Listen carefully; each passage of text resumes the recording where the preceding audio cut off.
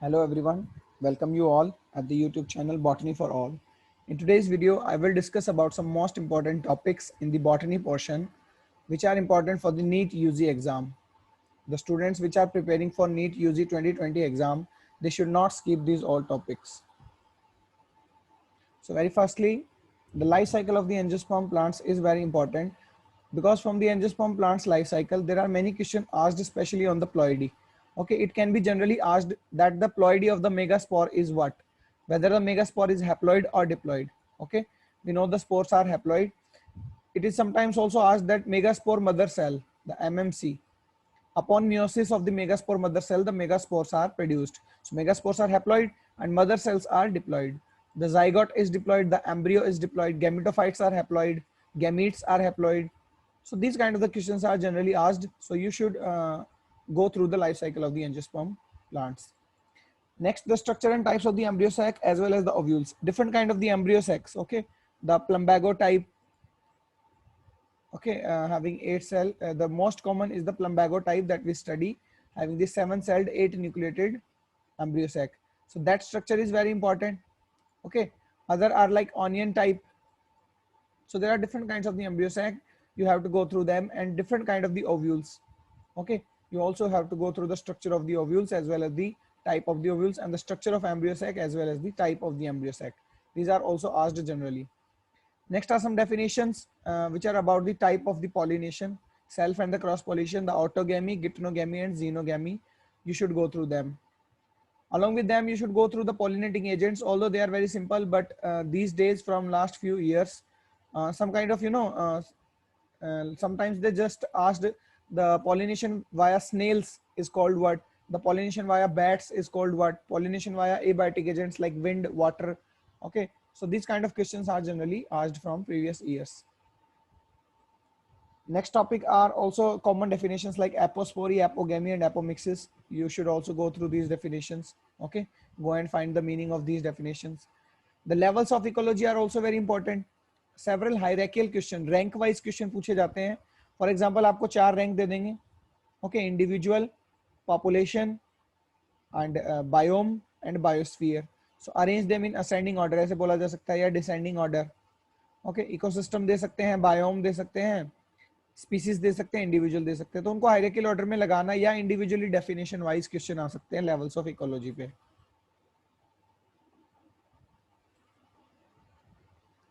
Next one are the population interactions which are very very important and their example.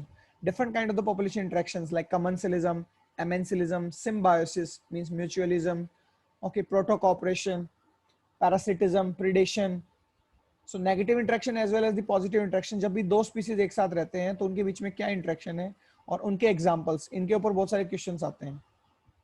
Okay, for example आपसे दे दिया जाए lichen is a, so lichen is amensalism, commensalism, mutualism और parasitism. Okay, so this kind of the questions are asked. So lichens are a symbiotic association, means it is the mutualism. दोनों में क्या होता है? प्रोटो कोऑपरेशन होता है. So it is a mutualism example. Ecological pyramids पे question आते हैं. Pyramid of number, pyramid of biomass for different ecosystem, इस तरह के क्वेश्चंस आ सकते हैं. Generally it can be asked the pyramid of number in the pond will be. तो pond एक इकोसिस्टम है, उसमें पिरामिड ऑफ नंबर क्या होगा? तो प्रोड्यूसर कितने हैं, कंज्यूमर कितने हैं, उसके अकॉर्डिंग जो है नंबर के अकॉर्डिंग हम पिरामिड बनाएंगे. या बायोमास के अकॉर्डिंग, प्रोड्यूसर का कितना बायोमास है, प्राइमरी कंज्यूमर का कितना बायोमास है, उसके अकॉर्डिंग पिरामिड्स बनते हैं. अपराइट बनता है, स्पिंडल बनता है एंड इन्वर्टेड बनता है. So you should also go through these topics. Simply ex situ और in situ के एग्जांपल्स पे बहुत सारे क्वेश्चन आते हैं. ठीक है, एक्स सिटू कंजर्वेशन क्या है, इन सिटू कंजर्वेशन क्या है. आप बाहर ले जाके कंजर्वेशन कर रहे हैं नेचुरल एनवायरनमेंट से या नेचुरल एनवायरनमेंट में ही कंजर्वेशन कर रहे हैं, दैट इज इन सिटू. तो बॉटनिकल गार्डन्स हैं, जूलॉजिकल पार्क्स हैं, सीड बैंक हैं, ओके, नेशनल पार्क हैं, बर्ड सेंचुरीज हैं. So all these are the examples of ex situ as well as in situ. सो इनके ऊपर क्वेश्चंस आते हैं. Okay, so you should go through well with the ex situ as well as the in situ conservation types. Taxonomic categories में 100% question आ ही जाता है most probably. Hierarchical order में ही आता है, आपको कैटेगरीज दे दी जाती है, रैंक दे दिए जाते हैं like class, order, family, genus, kingdom. इनको अरेंज किया जाता है. या पूछ लिया जाए क्लास किस किस के बीच में आती है, so class lies between division and order in the plant kingdom. Plant kingdom में फाइलम नहीं होता, डिवीजन बोलते हैं. किंगडम सबसे टॉप मोस्ट होता है, ओके, या डोमेन हम बोल सकते हैं, आजकल डोमेन भी बोलते हैं, या लोअर मोस्ट क्या होता है आपका, species, species, genus, all this things. तो इनके ऊपर भी हायरार्किकल क्वेश्चंस आ सकते हैं रैंक वाइज। माइक्रोराइजा क्या है, लाइकेंस क्या है, गो थ्रू देम, ये भी सिम्बायोट्स हैं, सिम्बायोटिक एसोसिएशंस हैं। हायर प्लांट्स की रूट और फंगस के बीच माइक्रोराइजा है, लाइकेंस होता है एल्गल फंगस के बीच में, सो you should study them. 12th is the most important topic in the algae or the plant kingdom. Okay, different kind of the pigments and food reserves of the different class of the algae. Different class of algae होते हैं, chlorophyce, phaeophyce, brown algae है, rhodophyce, red algae है. Okay, so these algae में, इन algae में क्या pigmentation है, क्यों brown algae brown है, red है, तो pigments होते हैं R-phycoerythrin, R-phycocyanin, ठीक है, fucoxanthin पिगमेंट होता है जिसकी वजह से ब्राउन कलर है। ओके, ग्रीन में आपका क्लोरोफिल बी है जिसकी वजह से ग्रीन कलर है। So these are pigments and food reserve होते हैं।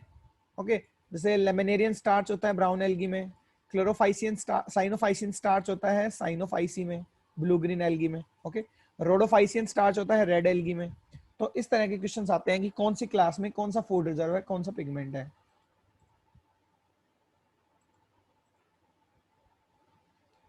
नेक्स्ट कुछ निकनेम्स पे क्वेश्चन आते हैं। हॉर्स्टिल किसको बोलते हैं, लाइक इक्विसिटम है, पीट मॉस फैगनम है, क्लब मॉस है, ठीक है, लाइकोपोडियम। तो इस तरह के क्वेश्चंस आपके आते हैं निकनेम्स पे, पर्टिकुलरली ब्रायोफाइट एंड टेरिडोफाइट से। नेक्स्ट वन कुछ टर्म्स होती है, फिनेरोगेम्स क्या है, क्रिप्टोगेम्स क्या है, वेस्कुलर क्रिप्टोगेम्स क्या है। फिनेरोगेम सीड प्रोड्यूसिंग प्लांट होते हैं, non seed producing plant cryptogam होते हैं। वेस्कुलर क्रिप्टोगेम वो हैं जो सीड भी प्रोड्यूस नहीं करते और वेस्कुलर सिस्टम भी होता है जिनमें। तो टेरिडोफाइट्स के अंदर क्या होता है, वेस्कुलर सिस्टम होता है, मींस जाइलम फ्लोएम होते हैं। तो वेस्कुलर क्रिप्टोगेम्स टेरिडोफाइट्स होते हैं। थैलोफाइट्स क्या है, केवल वो प्लांट जिनमें थैलस लाइक स्ट्रक्चर हो, like algae and bryophyte. Okay, कुछ मॉडिफिकेशन है रूट की, लाइक स्टिल्ट रूट जैसे शुगर केन में होती है, ठीक है। न्यूमेटोफोर्स है जो सॉल्टी एरिया में जो प्लांट होते हैं, लाइक राइजोफोरा या मैंग्रोव फॉरेस्ट, उनमें एक स्पेशल टाइप की रूट होती है pneumatophore, so you also go through them. कुछ मॉडिफिकेशन है लीफ की, ठीक है। पीटियोल की मॉडिफिकेशन होती है, पल्विनिस जब स्वालन हो जाता है पीटियोल, लीफ का स्टॉक पीटियोल होता है, लीफ का जो मेन एरिया है लमाइना होता है, ब्रॉड जो सरफेस है, एक्सिस जो होता है वो रेक्किस होता है कंपाउंड लीव्स में, ठीक है। तो इन सब चीजों को भी आपको पढ़ना है इन टर्म्स को। सीड की जो फिजियोलॉजी होती है या सीड जो स्ट्रक्चर है उसमें कुछ डिफरेंट टर्म्स आते हैं, कुछ इंपॉर्टेंट टर्म्स, लाइक आपका टेस्टा टेगमेन सीड कोट की लेयर है, ओके। हीलम होता है, एक पॉइंट होता है मेनली फैबियसी फैमिली में, लाइक ग्राम में, ठीक है, जो माइक्रोपाइलर एंड की तरफ होता है। प्लम्यूल क्या होते हैं, जो शूट बनाएंगे, रेडिकल जो रूट बनाएंगे, कॉलियोराइजा, एल्यूरोन लेयर, ठीक है, ये सब भी ग्रेन मोनोकॉट्स में होती है, कॉलोराइजा और एल्यूरोन लेयर्स। तो ये सब भी आप पढ़ेंगे डिटेल में। फ्लोरल फॉर्मूला याद रखेंगे, सोलेनेसी का और फैबियसी का। फ्लोरल कैरेक्टर भी याद कर सकते हैं, बहुत अच्छी बात है, अदरवाइज फ्लोरल फॉर्मूला तो आप याद रखेंगे। कितने कार्पल होते हैं, कितने स्टेमन होते हैं, किस तरह की कंडीशन है, एपिकैलेक्स प्रेजेंट है या नहीं है, कैलेक्स कितने हैं, कोरोला कितने हैं, ठीक है।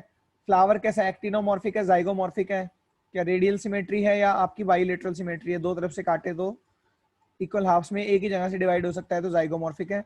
अगर बहुत सारे एक्सिस हैं टू इक्वल हाफ्स में डिवाइड करने के लिए तो वो एक्टिनोमॉर्फिक होता है। इस तरह के जो है फ्लावर आप पढ़ेंगे, पर्टिकुलरली फ्लोरल फॉर्मूला तो आपको पढ़ना ही पढ़ना है।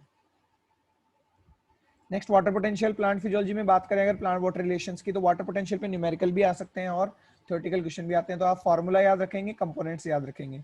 ऑस्मोटिक पोटेंशियल या सॉल्यूट पोटेंशियल, प्रेशर पोटेंशियल, ये इसके कंपोनेंट्स हैं, ओके। मैट्रिक्स और ग्रेविटेशनल पोटेंशियल भी कंपोनेंट होते हैं बट वो नेग्लिजिबल है, उनको हम फॉर्मूले में इंक्लूड नहीं करते हैं। जब हम वाटर एब्जॉर्प्शन में पाथवे की बात करते हैं तो पाथवे में एनाटॉमी देखेंगे आप कि सबसे पहले रूट हेयर है, एपिडर्मिस है, कॉर्टेक्स है, ठीक है, फिर आपकी एंडोडर्मिस है, पेरिसाइकल है। तो एंडोडर्मिस में कैस्पेरियन बैंड्स होते हैं। दोनों पाथवे आप याद करेंगे, cell wall to cell wall apoplast और cell membrane to cell membrane via plasmodesmata, cytoplasmic connections के थ्रू होता है, वो सिम्प्लास्ट होता है, ठीक है। You will also go through these topics. Casparian band क्या होते हैं ये भी देखेंगे, इन पे क्वेश्चंस आ जाते हैं, कैस्पेरियन स्ट्रिप्स या बैंड्स। गटेशन क्या होता है, रूट प्रेशर क्या होता है, रूट प्रेशर एक्टिव एब्जॉर्प्शन है, एक्टिव एब्जॉर्प्शन की वजह से पानी ऊपर जाता रहता है। ये पानी लीफ में मार्जिन्स पे ग्लैंड्स होती हैं, हाइडेथॉड्स, वाटर सिक्रेटिंग ग्लैंड्स, इनके थ्रू बाहर आ जाता है सुबह के टाइम में, ठीक है, जब तक ट्रांसपिरेशन नहीं हो रहा। तो लीफ के हाइडेथॉड्स के थ्रू वाटर का बाहर आना कहलाता है guttation. Exudation of the xylem sap through the hydathodes is called guttation. ये भी आप देखेंगे तीनों टर्म्स। साइट्स के ऊपर मोस्ट इंपॉर्टेंट है ये भी एक, साइट जो होती है, लोकेशन जो होती है फोटोसिंथेसिस की या रेस्पिरेशन की, उन पे बहुत सारे क्वेश्चंस आते हैं। लाइट रिएक्शंस होती है थैलेकॉइड मेम्ब्रेन में, ये क्लोरोप्लास्ट है, क्लोरोप्लास्ट की आउटर मेम्ब्रेन, इनर मेम्ब्रेन, ये थैलेकॉइड्स होते हैं, ओके। थैलेकॉइड मेम्ब्रेन में लाइट रिएक्शंस होती हैं, बाहर स्ट्रोमा में डार्क रिएक्शंस होती हैं जहाँ पे फूड सिंथेसाइज होता है ग्लूकोज C3 या C4 से। रिएक्शन सेंटर क्या होता है, क्लोरोफिल होता है, एंटीना क्या, एक्सेसरी पिगमेंट्स हैं, ठीक है, लाइक आपके ज़ेथोफिल्स हो सकते हैं या आपके कैरोटिनॉइड से कैरोटीन्स हो सकते हैं। ओके, एक्सेसरी पिगमेंट या एंटीना बोलते हैं। कार्बन डाइऑक्साइड के एक्सेप्टर कौन है डार्क रिएक्शन में? C3 में होता है Rubisco, sorry RU15BP Rubisco enzyme है। RU15BP द राइबोलोज 15 बिस फॉस्फेट, ठीक है, ये होता है एक्सेप्टर C3 में। C4 में होता है फॉस्फोइनोल पायरुवेट, 3 कार्बन कंपाउंड है, कार्बन डाइऑक्साइड लेके 4 कार्बन कंपाउंड बनाएगा, ऑक्सैलोएसिटिक एसिड। पहला कंपाउंड जो बनता है वो 4 कार्बन का बना, क्या? ऑक्सैलोएसिटिक एसिड, इसलिए इसको C4 साइकिल बोलते हैं। 5 कार्बन का कंपाउंड कार्बन डाइऑक्साइड लेके 6 कार्बन का बनाना चाहिए था, बट पार्ट्स में बनाता है 3 कार्बन का, और वो 3 कार्बन का कंपाउंड बनता है 3 PGA, 3 फॉस्फोग्लिसरिक एसिड। तो पहला स्टेबल प्रोडक्ट में 3 कार्बन, इसलिए C3 साइकिल बोलते हैं, ठीक है। एक्सेप्टर है RU15BP राइबोलोज 15 बिस फॉस्फेट, और C4 का एक्सेप्टर है PEP phosphoenol pyruvate. Biological nitrogen fixation से भी क्वेश्चंस आते हैं, ठीक है। आप उसकी जो है आपकी जो इक्वेशन उसको याद रखेंगे, ठीक है। कितने एटीपी लगते हैं एक नाइट्रोजन मॉलिक्यूल को अमोनिया बनाने के लिए? तो एक नाइट्रोजन मॉलिक्यूल से 2 अमोनिया बनते हैं, ठीक है, 16 एटीपी लगते हैं।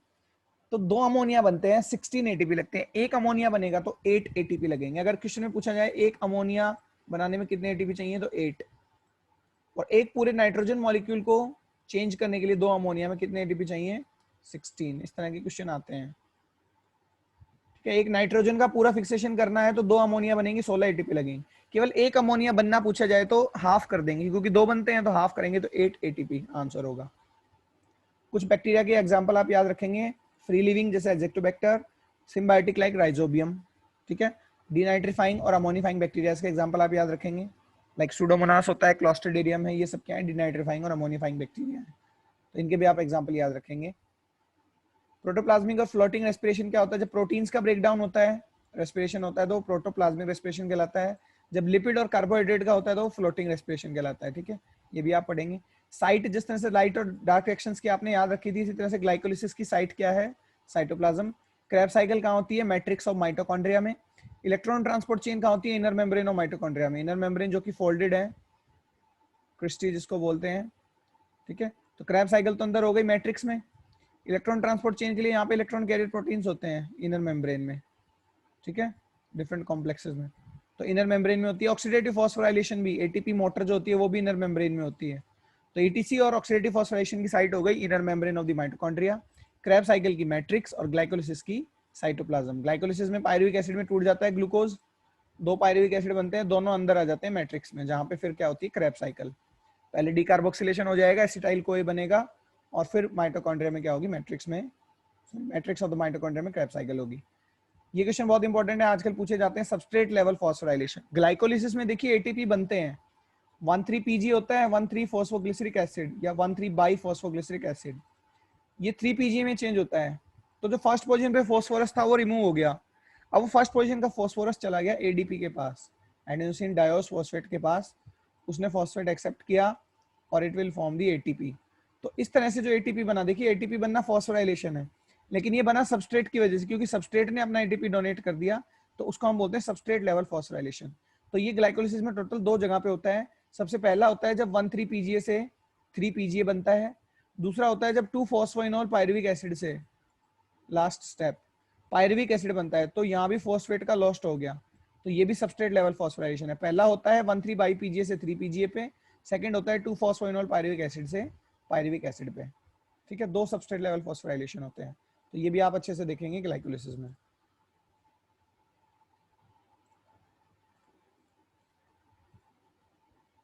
चलिए, ईटीसी से एक क्वेश्चन आ जाता है कि फाइनल एक्सेप्टर कौन है? तो इनर मेम्ब्रेन के अंदर तो कॉम्प्लेक्स 4 है, कॉम्प्लेक्स 4 में भी cytochrome A3, cytochrome A3 inner membrane में लास्ट एक्सेप्टर है इलेक्ट्रॉन्स का। आप इलेक्ट्रॉन ट्रांसपोर्ट चेन ध्यान से पढ़ें, आपको पता होगा कि इलेक्ट्रॉन्स मूव करते हैं, तो साइटोक्रोम A3 लास्ट एक्सेप्टर होता है। लेकिन बाहर जाने के बाद, इनर मेम्ब्रेन से बाहर जाने के बाद अल्टीमेट एक्सेप्टर कौन होता है? ऑक्सीजन गैस, जो कि रॉ मटेरियल रेस्पिरेशन का। तो ऑक्सीजन गैस इलेक्ट्रॉन्स लेके, प्रोटॉन्स लेके, और खुद नेसेंट ऑक्सीजन क्या बना लेती है? वाटर बना लेती है, जो कि प्रोडक्ट है रेस्पिरेशन का। CO2 तो निकलती है रेस्पिरेशन में, ठीक है, अलॉन्ग विद दैट वाटर भी क्या हो रहा है? एलिबरेट हो रहा है, एलिमिनेट हो रहा है। रेस्पिरेटरी क्यूसेंट क्या होते हैं? कितनी CO2 निकल रही है बटे में कितना आपने ऑक्सीजन यूज किया है। ज्यादा CO2 निकल रही है, ऑक्सीजन कम ले रहे हैं, तो रेस्पिरेटरी क्वोशिएंट 1 से ज्यादा आएगा। ठीक है, तो डिफरेंट सबस्ट्रेट्स का अलग अलग होता है। कार्बोहाइड्रेट्स का 1 होता है जनरली, 6 CO2 बनती है, 6 ही ऑक्सीजन यूज होती है, तो 6/6 1 हो गया। ठीक है, लिपिड्स का 1 से कम होता है, 0.7 होता है, प्रोटीन्स का भी 0.7 होता है अराउंड, लिपिड्स का 0.75 होता है। तो डिफरेंट रेस्पिरेटरी सबस्ट्रेट्स के अलग अलग आरक्यू वैल्यू होते हैं जो आपने पढ़ने हैं।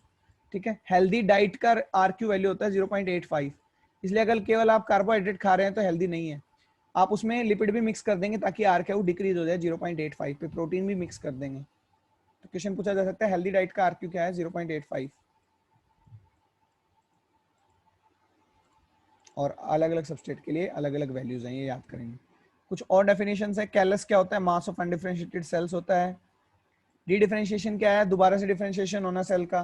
ठीक है, एनाटॉमी में आता है, ये भी पढ़ेंगे। टोटिपोटेंसी क्या है, एक सिंगल सेल से पूरा प्लांट जर्मिनेट हो जाना या कोई भी ऑर्गन जर्मिनेट होना, ये प्लांट्स की यूनिक प्रॉपर्टी है टोटिपोटेंसी। एक ही सेल को आप रूट शूट कुछ भी बना सकते हैं, stem leaf branch anything. Auxin और इथाइलिन के प्रिकर्सर पूछे जाते हैं। ऑक्सिन का अमाइनो एसिड होता है ट्रिप्टोफान, इथाइलिन का प्रिकर्सर अमाइनो एसिड होता है आपका methionine. Okay, tryptophan and methionine. Richmond Lang effect होता है सेल डिवीजन में, cytokinin will be the answer. Richmond Lang effect होता है जो आपका सेल डिवीजन होते हैं, कौन सी जो हार्मोन है वो सेल डिवीजन को प्रमोट करती है, that is cytokinin. Short day plants के, लॉन्ग डे प्लांट्स के, डे न्यूट्रल प्लांट्स के, C3 प्लांट्स के और C4 प्लांट्स के आप एग्जांपल अच्छे से याद करेंगे, इन पे क्वेश्चंस आते हैं मोस्ट प्रोबेबली 1 और 2 क्वेश्चंस आ ही जाते हैं, एटलीस्ट 1 क्वेश्चन आता है। ठीक है, short day plants like tobacco है, long day plants like wheat हो सकता है, day neutral plants like tomato हो सकते हैं, C3 plants like wheat rice, C4 plants like sugar cane maize. Okay, तो ये आप याद रखेंगे। और फाइनली वर्नलाइजेशन। वर्नलाइजेशन क्या होता है, कोल्ड टेम्परेचर में रखना सीड स्टेज में ही। प्लांट जब मेरिस्टेमेटिक स्टेज में होता है, यानी सीड में या सीड जर्मिनेट होने के 5-7 दिन बाद भी, उसको अगर आप कोल्ड टेम्परेचर में रख देते हैं तो उसमें एक हार्मोन बन जाता है वर्नलिन। लाइट में रखते हैं तो हार्मोन बनता है फ्लोरिजन, फोटोपीरियोडिज्म की वजह से। ठीक है, डे लॉन्ग डे प्लांट को लॉन्ग डे कंडीशन में रखिए, 6 से 7 दिन तक रखने पे फोटो इंडक्शन हो जाएगा, एक पर्टिकुलर टाइम के बाद फ्लोरिजन बन जाएगा। फिर चाहे आप उसको डे न्यूट्रल किसी भी कंडीशन में रख दीजिए, लॉन्ग डे प्लांट को जरूरी नहीं फिर आप लॉन्ग डे में रखें, फिर भी वो फ्लावरिंग करेगा क्योंकि उसमें फ्लोरिजन हार्मोन बन गया। फ्लोरिजन एक हाइपोथेटिकल हार्मोन है क्योंकि एक्सट्रैक्ट नहीं किया गया है। ऐसे ही जब वर्नलाइजेशन आप कराते हैं, सीड को आप अर्ली स्टेजेस में ही कोल्ड टेम्परेचर में स्टोर कर देते हैं, तो इसके अंदर एक हार्मोन बन जाता है वर्नेलिन। माना जाता है कि एक हार्मोन बन गया वर्नेलिन, हाइपोथेटिकल हार्मोन है जो आगे जाके क्या कराता है, फ्लावरिंग कराता है। Okay, so these were some important topics that you must study, you should not skip these all. So that's all for today, have a nice day, all the best for your exam.